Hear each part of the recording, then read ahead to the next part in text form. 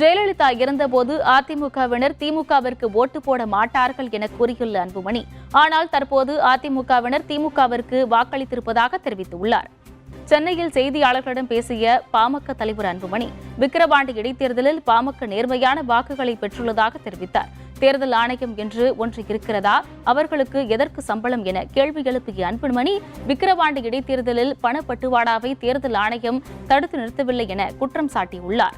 மக்களுக்கு 500 ரூபாய் பெரிய பணம்தான் என கூறிய அன்புமணி, தனிநபர் வருமானத்தில் கடைசியில் இருப்பது விழுப்புரம் மாவட்டம்தான் எனவும், மக்களை இப்படி வைத்திருந்தால்தான் பணம் கொடுத்து ஓட்டு வாங்க முடியும் என சிலர் நினைப்பதாக சாடினார். 20 நாட்களாக களத்திலே அங்கேயே தங்கி அங்கேயே கடுமையாக பணியாற்றி கௌரவமாக பெற்ற கிட்டத்தட்ட 56,300 வாக்குகள் பெற்றிருக்கின்றோம்.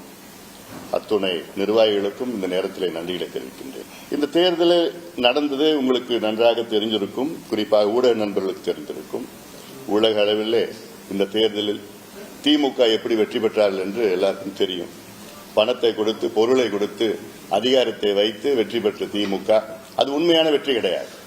தேர்தலில் வாக்குகளை கேட்கவில்லை, மாறாக பணத்தை கொடுத்து வாக்குகளை பெற்றார்கள். 3 தவணையாக திமுக வாக்காளர்களுக்கு பணத்தை கொடுத்தார்கள். ஒரு உதாரணம், ஜெயலலிதா அம்மையார் இருந்த நேரத்தில் அதிமுக ஒரு ஓட்டு கூட திமுக போட மாட்டாங்க. ஏன்னா அவங்களுடைய ஜென்ம எதிரி. எம்ஜிஆர் கட்சி தொடங்கினதுக்கு காரணம் திமுக ஒழிக்கிறது தான் தொடங்கினார்.